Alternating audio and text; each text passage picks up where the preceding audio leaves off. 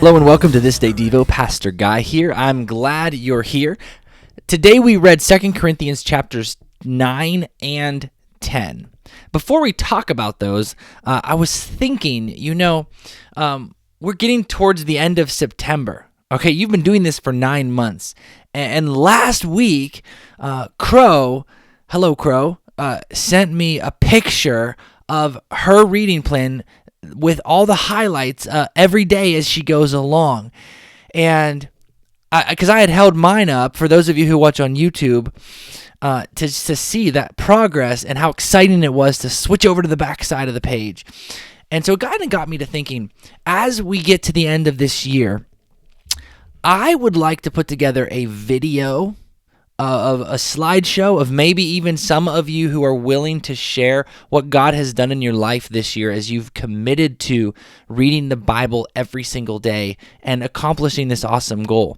And so how cool would it be if you do me the favor of, at some point in the next month or so, it doesn't have to be entirely completed, right? But the front page of your reading plan, if you could email me a picture of that. How cool would it be if we could put some of that stuff together and have an opportunity to show other people the importance and the impact that this has had in your life? In January, I said, this is the year that I want to encourage all of us to dust off our Bibles and see God change our lives as we're reading the Word. And so I'd love to hear some testimonies about that, and the visual evidence of the work that you've put in is a wonderful thing. So something for you to consider. If you'll do that for me, I'd appreciate that favor. So in today's reading, we read about generosity and authority. One of my favorite recent quotes that I heard on money was from George Mueller. George Mueller was a man in England who, in the 1800s, he started a lot of orphanages, and he prayed for God to take care of the funds. He never once asked for funds, but yet God always richly provided his work for the ministry. He was very much against soliciting for funds. He prayed and asked God to place the need on the hearts of believers, and God did amazing work through that. And the quote that I pulled from his book this summer is, "Money is really worth no more than as it can be used to accomplish the Lord's work. Life is really worth as much as it is spent for the Lord's service." Let me say that again. Money is really worth no more than as it can be used to accomplish the Lord's work. Life is worth as much as it is spent for the Lord's service. I find this to be an incredible encouragement for how we view and handle the stewardship of our money, how we view and handle the stewardship of our lives. It really brings things back into focus for me. And as I was reading 2 Corinthians chapter 8, and I love this chapter. I have spent a lot of time in this chapter in just learning about stewardship over the years, learning about generosity over the years. This is actually the chapter that I guess in a roundabout way, it's one of the chapters that we base our giving boxes on at church, where rather than passing the plates, where there could be some, people seeing and some, kind of improper motives. Rather, instead, we have these giving boxes where we don't give grudgingly, we give lovingly out of how God has richly blessed us and how he's called us to be a people who overflow with generosity.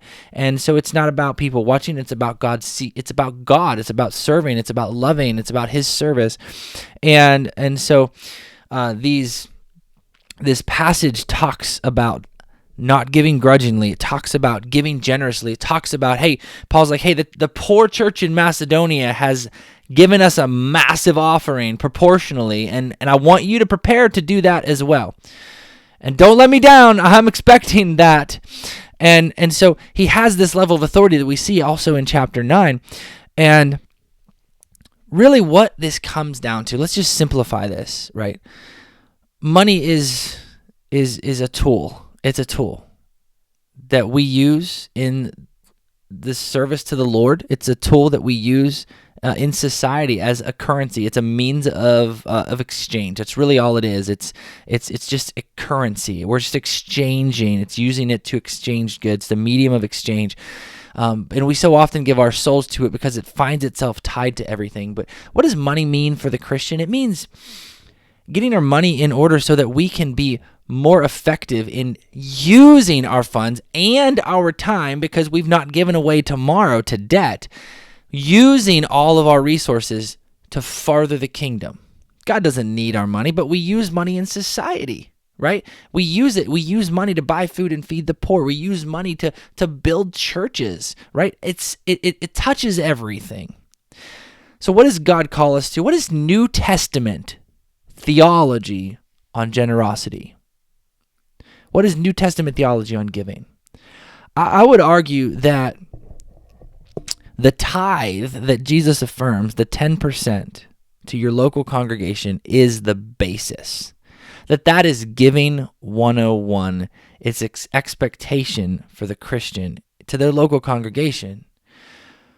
But what the New Testament actually proclaims is greater generosity. Like, it is the way of a Christian is a way of generosity, to be generous. I preach sermons on generosity with our money and generosity with our time and generosity with our talents. It's about using everything that I possibly can, everything that I have access to, for the glory of God. And so it's not about like, what's the least that I can give to God and still be okay. No, it's about what's the most that I can possibly squeeze out of my life, out of my day, out of my time, out of my talents, out of my wallet to help further the kingdom of God, to serve people, to take the gospel to the nations. How can I be the most in the game as possible? God's call is generosity, and our money, just like our time and our life, are really at their greatest value, like George Mueller says, when they are spent for the Lord's work and the Lord's service. And that, my friends, is how I see kind of the call to stewardship and generosity and giving everything to service of the Lord in the way that Paul gives it to us here. And I believe you see that thread throughout the New Testament is a call to generosity, and that's the kind of Christian that I want to be. So, God bless you. God bless you. Thanks for being here. My email is guy@onelifepunksy.org. I would love to see your papers, and we can make a cool video and encourage other people to get into the Word as well. Have a great day. I love you. Down from heaven as the power of Christ.